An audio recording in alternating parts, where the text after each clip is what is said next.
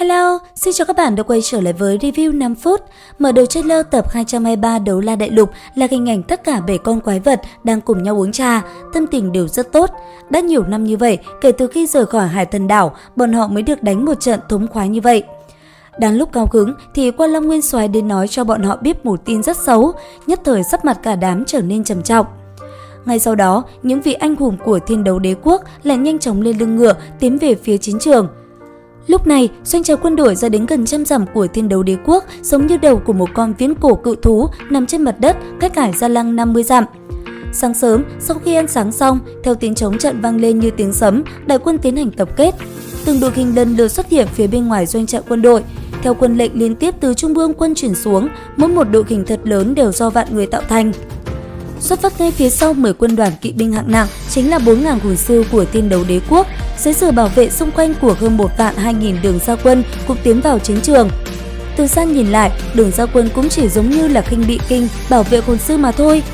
Bình thường, trên chiến trường, khinh kỵ binh đều phối hợp chiến đấu cùng với hồn sư nhằm phát huy tối đa hiệu quả chiến đấu dựa trên tốc độ.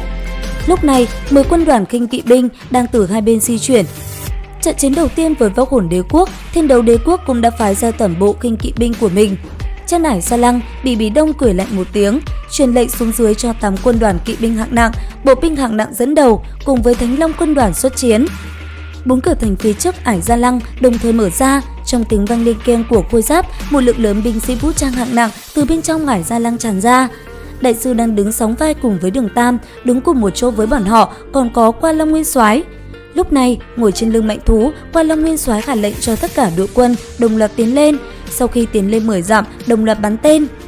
Cùng lúc đó, Đường Tam cũng hướng về phía đường gia quân ra lệnh, kiểm tra cơ quan của nỏ lên dây cót, để quân hai bên càng ngày càng rút ngắn khoảng cách. Khi khoảng cách hai bên còn khoảng 10 dặm, toàn bộ kinh kỵ binh của Thiên Đấu Đế Quốc liền hành động. 10 nhánh quân đoàn kinh kỵ binh đồng thời tiến hành tăng tốc, tiến thẳng đến Hải Gia Lăng. Trên Hải Gia Lăng, mắt thấy 10 vạn khinh kỵ binh đội hình chỉnh tề đang nhằm hướng Hải Gia Lăng vào tới, Bỉ Đông không khỏi nhíu mày. Phía bên các công quốc thuộc thất đại tông môn nhìn thấy Thiên Đấu Đế Quốc tất cả đều là khinh kỵ binh áp sát thì vô cùng tự tin. Đối với bọn họ mà nói thì khinh kỵ binh đụng độ với đội hình bộ binh hạng nặng chắc chắn không có đường lui. Lần này, Thiên Đấu đại quân lựa chọn cách này e rằng chính là một lỗ hổng lớn trong chiến lược quân sự của bọn họ. Lúc này, 10 quân đoàn khinh kỵ binh đang từ hai bên di chuyển. Trận chiến đầu tiên với Võ Hồn Đế Quốc, Thiên Đấu Đế Quốc cũng đã phái ra toàn bộ khinh kỵ binh của mình. Toàn bộ hồn sư đều cưỡi ngựa, lấy kỵ binh hạng nặng làm chủ, tiến có thể công, lùi có thể thủ. 20 vạn đại quân Thiên Đấu Đế Quốc dừng lại cách Hải Gia Lăng 20 dặm.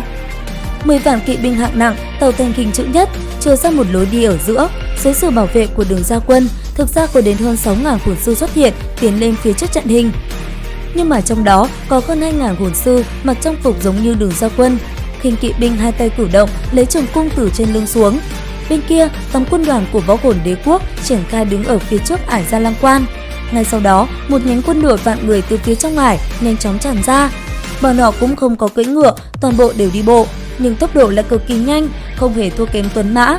Một vạn quân này triển khai thành hình chữ nhất. Toàn bộ trang phục đều đồng nhất, trên mỗi bộ trang phục đều có thêu ký hiệu, hiển nhiên đây chính là Thánh Long quân đoàn. Một cái lọng thật lớn đón gió phấp phới, phía sau bọn họ, Tuyết Băng, hoàng đế của Thiên Đấu Đế Quốc, tự mình dẫn dắt 20 vạn đại quân. Vì bọn họ áp trận, cầm trường kiếm trong tay, Tuyết Băng hô lớn, nhiều đó thôi cũng đã cổ vũ sĩ khí chiến đấu của tất cả đội quân. Chờ đợi bao lâu như thế, trận chiến này cuối cùng cũng bùng nổ. Nữ hoàng Võ Hồn Đế Quốc Bỉ Đông ngang nhiên đứng trên đầu cửa ải hiểm yếu, cao hơn trăm thước của Gia Lăng quan, sắc mặt bình thản, nhìn không ra hiện giờ tâm tình nàng như thế nào. Một bộ trường bào màu vàng đẹp đẽ cao quý càng làm gia tăng khí chất cao quý của nàng. Là đương kim đế vương đầu tiên của Võ Hồn Đế Quốc, nàng đang nghênh đón trận chiến trọng yếu nhất trong cuộc đời của nàng. Bỉ Đông ngước nhìn về phía quân doanh to lớn mênh mông của Thiên Đấu Đế Quốc phía xa xa, thần sắc trên gương mặt liên tục biến đổi. Đến đây thì cũng hết tập 223 Đấu La Đại Lục. Xin chào và hẹn gặp lại các bạn ở những video tiếp theo.